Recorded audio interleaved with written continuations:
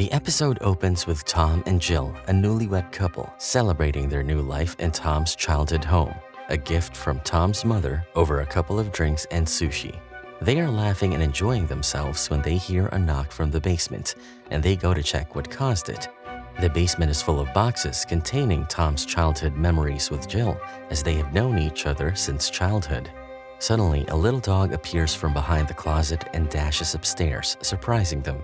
Tom and Jill chase the dog, baffled and clueless as to where it came from and whether to keep it. Later that evening, Tom invites his friend Jason and his girlfriend to their place for dinner, where they discuss memories from the past and also Jill's old drawings of a character she named Pretzel Jack that they found in the basement. Jill elaborates that she had visited a circus and seen a contortionist, and, inspired by him, she made her own contortionist clown character, which she would draw in the stories she wrote. The next day, the couple goes to the store to get supplies when Jill notices Tom talking to a woman, Sarah. And when they return home, Jill confronts Tom about the woman and asks if he has had an intimate relationship with her. Tom, who introduces Sarah as a client, is baffled at the accusation and reminds her that he is not her father, who abandoned her after cheating on her mom. Later, they reconcile after apologizing for what they said to each other. It is then that a mysterious door appears in the basement, and the couple is freaked out by this inexplicable appearance. To settle their nerves, Tom calls a friend, Jason, who tries to open the door forcefully, but when nothing works, he brings out his shotgun and fires multiple shots, much to Tom and Jill's horror. He only stops when the power goes out, but it does the trick and the door opens. Inside, there is a stairway that leads to another door that has a handprint on it. Jason is forbidden from using his gun again, and the three decide to ask their neighbor if they could see his basement, as they suspect that he might have created the passage to sneak into their house, but can't find anything suspicious in the neighbor's basement, and after apologizing, they leave. Over the next few days, they try everything to open the door and even call help, but nothing can open that door. One day, alone in the house, Jill goes to the basement after hearing some noise. She reaches the second door and, on a whim, places her hand on the hand imprint, which, surprisingly, opens the door. She looks around and sees a terrifying clown that whips around and bends unnaturally before running past her. Jill immediately calls the police and tells them that the intruder was already inside the house, but at that moment, they can't do anything more than keep an eye on the house for the night. Jill has been in therapy to deal with her distrust of men because of the trauma she underwent in her childhood. And now, Tom's meeting with a mystery woman makes Jill more suspicious of him. So she decides to place her trust on another man, Jason, who she asks for help and figure out what is going on in Tom's life and visits him. But their conversation soon changes into an argument when Jason blames Jill for letting her past shadow cast on her current relationship. Jill defends herself, but Jason doesn't stop there and gaslights Jill till the scary clown comes from the shadows and starts stabbing Jason till Jill screams for him to stop. The murder soon comes to light, and the investigating officers question a shell-shocked Jill at her home as she is prime suspect in Jason's murder. But something the officer said strikes Jill, and that night she goes to the basement to look at the drawing pad that has many drawings of Pretzel Jack.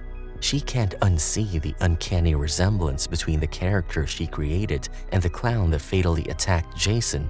Since then, she has been having flashbacks from her childhood about a mysterious door that was in the house she lived in, or not, she can't remember. So to put a rest to these recurring thoughts, she visits her childhood house and the new owner graciously welcomes her. While inside the house, Jill manages to sneak into her room, but she can't find the door she saw in her flashbacks. So to cross-check if she missed it somehow, she sneaks inside the house once the owner has gone out to walk her cat. Jill walks into her old room and tears down the wallpaper that covers where she saw the door, and as she suspected, there is a door that is smaller than the one in her current house. She opens the door to find something peculiar inside that resembles a human figure but is too distorted to make out clearly. Jill is now convinced that Pretzel Jack has somehow come to life, and when she sees a glimpse of him in her bedroom, she screams for help. But when Tom checks and finds no one, he questions her sanity. Similarly, her therapist doesn't show any interest in what she's saying, and, much to her chagrin, recommends her medicines, making her leave the session midway. When nobody believes her, Jill turns to yet another man, her neighbor Ian, who listens to her without judgment. Jill feels she can freely talk to him, so she confides in Ian about Pretzel Jack and how she believes she created the entity that killed Jason. Ian seems to understand her and presents his notion of the contortionist, describing him as her protector, and correlates his action to Jill getting angry at the people. He also confides in Jill and tells her that when he was a kid, he also drew himself a friend, a very tall character aptly named the Tall Boy. On the other hand, Tom has secrets of his own as he secretively gives Sarah's baby a toy at the park. And there's this mysterious woman with whom he occasionally meets and talks about Sarah and how much the baby looks like him, indicating that he might have fathered a child with her. These meetings are strange and unconventional therapy sessions take place in which the woman provides Tom with a sensory deprivation pool to take his mind off the recent events and all other things happening in his life. But it is weird that she has cameras installed in therapy rooms through which she keeps an eye on Tom without his knowledge. Meanwhile, Jill has just reached home after she met with Ian when Tom gets a call on his laptop. Jill decides to take it since he's not home and is shocked to hear a child crying from the background and Sarah warning Tom not to come anywhere near her family again or she will call the cops on him. A furious Jill cannot believe her suspicions are coming true, all this while when she was made to feel she is in the wrong. Back at the anonymous woman's maze-like house, Pretzel Jack appears after Jill fails to control her anger and badly injures the woman, who tries to shoot him but to no avail. He then makes his way to Tom, attacking him with a knife and trying to drown him. Tom fights back but gets stabbed in his chest while tackling the contortionist. The badly injured woman has some strength left and she fires at Pretzel Jack, allowing Tom to run. But the shot doesn't do much damage and Pretzel Jack twists his body to appear like a spider, puts himself back on his feet, and follows Tom. In the meantime, Tom gets himself in the woman's car, but he doesn't know how to drive a stick. Because of this, he accidentally puts the car in reverse and gets rammed by a van once he reaches the main road. Pretzel Jack sees the accident and decides to leave for now. Jill soon receives a call from the hospital about Tom and gets ready to leave when she hears some noise from downstairs and finds the front door open. She gets scared when all of a sudden, Ian walks in with a dog, explaining the dog had run out. She is relieved and asks him to stay with her till she heads to the hospital, and Ian offers to drive her. At the hospital, Tom is not happy to see Ian with Jill, and sensing the awkwardness, Jill asks Ian to leave. The couple is then visited by the police, who show them the footage they recovered of the clown attacking Tom in the pool. They have also identified the mysterious woman, who turns out to be a doula, and they are curious to know how Tom knew her since she never advertised her therapy sessions anywhere. When the police question him about Sarah, Tom doesn't disclose much. However, Tom is reminded of Jill's drawings of the clown contortionist and believes that a psychopath must have seen the drawings and made a mask to look like the character. He soon gets discharged from the hospital, and when they reach home, Tom asks Jill if she knows this person who is trying to harm them. Jill calmly states that he's me and takes Tom to the door to show him the carcass of Pretzel Jack she picked up when she last visited her old house. It resembles a hollow scalded mannequin, and after Jill moved out from her old house, Pretzel Jack too ceased to exist. She further explains that he has come back to protect her from getting hurt. It is difficult for Tom to wrap his head around Jill's story and questions her why Pretzel Jack tried to hurt him. Jill tells him she heard the baby when she answered Sarah's call and asks him to tell the truth. Tom finally confesses that he was involved with an already married Sarah, but he ended it after he got together with Jill. Though he came to know later that Sarah was pregnant and was sure the kid was his, but Sarah didn't want her husband to know, so she threatened Tom to stay away. Jill is beyond furious at such a betrayal, and her mood alerts Pretzel Jack, who was sleeping under somebody's patio, and he soon puts his limbs in place before stomping to Jill's house. By the time he reaches the house, he sees Jill and Tom leave in their car. The couple has decided to visit Jill's psychiatrist for a couple session to save their marriage, but it backfires because both men dismiss Jill and her story about her imaginary friend, enraging Jill. She tells them that Pretzel Jack is coming as the light flickers, but the doctor is confident nothing will happen until Pretzel Jack crawls inside through the window and kills the doctor in front of Jill and Tom. The couple dash out of the building and hop into Ian's truck, who is surprisingly waiting for them at the entrance. Pretzel Jack chases them for quite some time before they lose him, and Tom looks at Jill in utter disbelief. They all go to Ian's home, and she asks for a method to destroy him, to which Ian paints a gruesome picture of destroying every part of Pretzel Jack to get rid of him, but also shares a different approach, which is to live with it and control it. Now that they know Pretzel Jack is real and Jill's creation, Ian suggests they lure him out to trap him and then learn to control him. But for that, she will have to go through emotional turmoil. They sit in the empty room behind the dream door, and as Jill's feelings and emotions get skinned, Pretzel Jack's pace increases as he makes his way to their house. Tom walks outside the room but stops when he sees Pretzel Jack at the edge of the stairs. Just then, Jill's phone rings and she picks it up to find it is her dad. Pretzel Jack suddenly charges towards Tom but runs past him into the room where he sees Jill, who is now calm and performs some moves to impress her. Jill smiles as she looks at Pretzel Jack and he takes her in an embrace, making her feel safe and happy. At that moment, Sarah's voice can be heard from upstairs calling out to Tom. Tom quickly makes his way up and opens the door for her. Jill and Ian also head upstairs, but when Jill sees Sarah outside with Tom arguing, she loses her cool, enticing Pretzel Jack to go after Tom and Sarah. Sarah gets stabbed in her leg before Tom flees with her, and Jill and Ian tail them. While trying to save themselves, Sarah and Tom also try to sort things out, and Tom finds out that the child is not his after Sarah got the DNA tests done. So to tell him that, she came to his house that evening. They enter a gymnasium, and Tom hides an injured Sarah in a room while he tries to lure away Pretzel Jack. Soon, a chase ensues, and they end up in the swimming pool area where Pretzel Jack tries to drown Tom yet again. Ian and Jill also reach there, and Jill panics, seeing her husband in danger because of her imaginary friend. However, Ian tries to calm her down and asks her to concentrate on him so he can guide her to control Pretzel Jack. Once she gets control of Pretzel Jack, she frees Tom first, and then Ian helps her crush her creation using her mind. And that ends up with Pretzel Jack exploding into white dust underwater. Simultaneously, Jill and Ian fall to the floor, and Jill's ear bleeds. They take Sarah to the hospital, where the situation gets awkward as no one talks to the other. So Sarah asks to have a moment alone with Jill and tells her that Tom doesn't have an illegitimate child with her, putting an end to Jill's suspicions. Yet she doesn't feel at ease because Tom lied.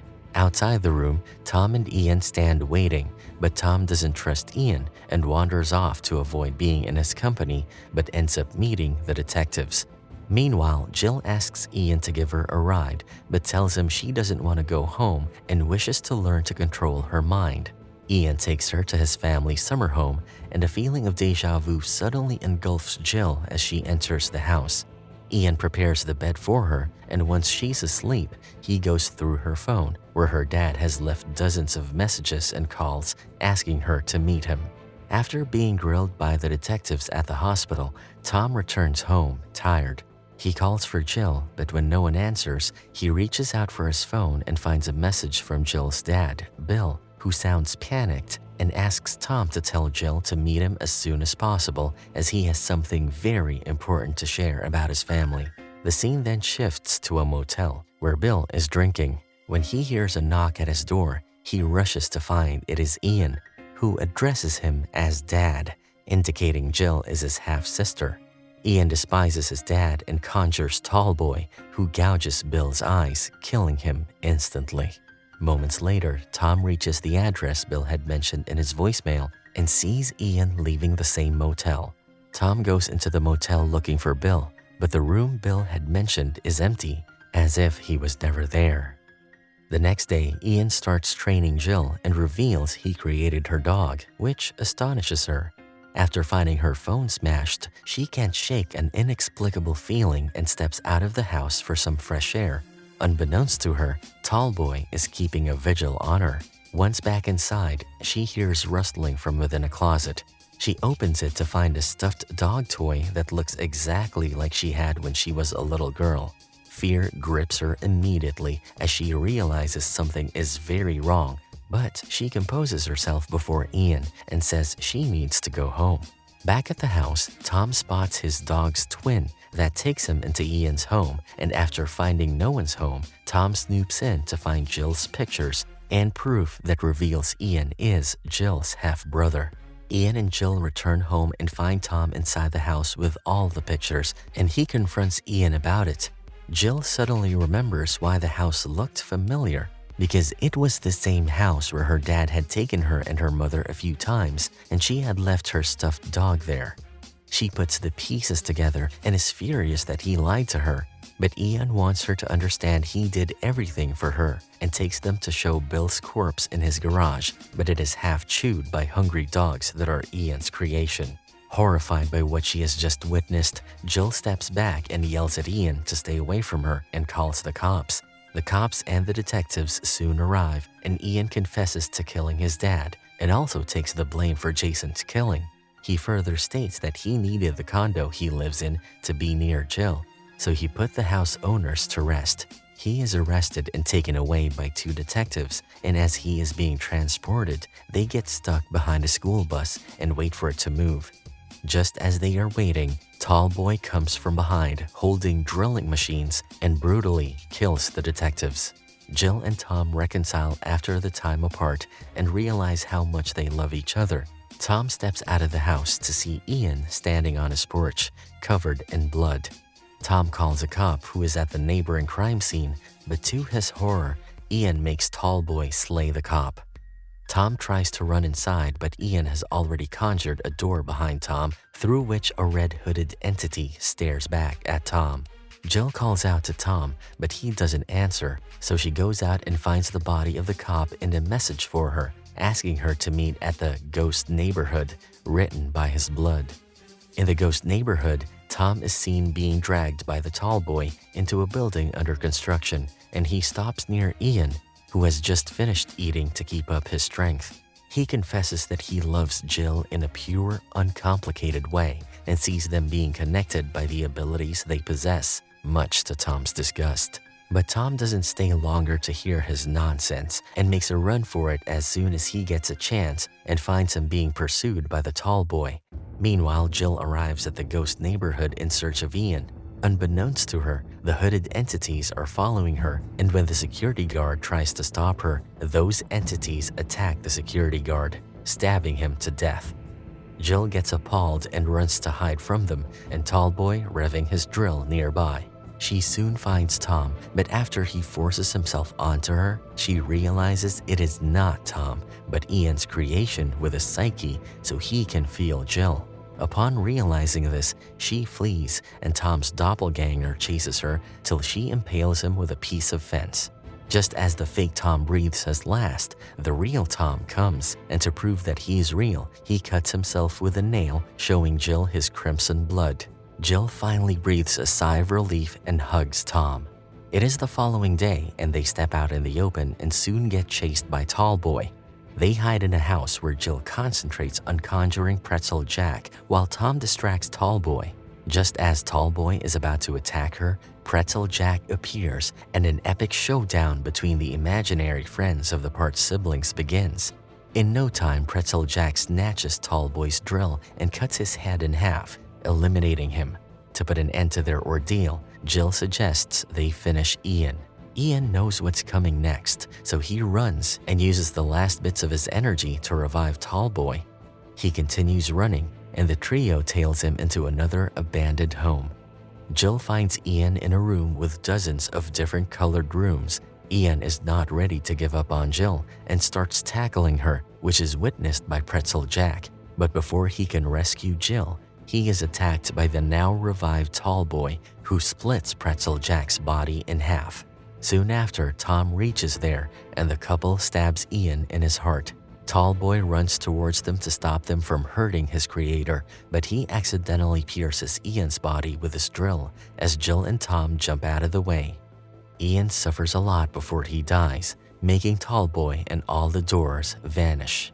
Sometime later, we see Jill and Tom are parents to a beautiful baby who has inherited Jill's ability and can conjure entities who can become killers anytime.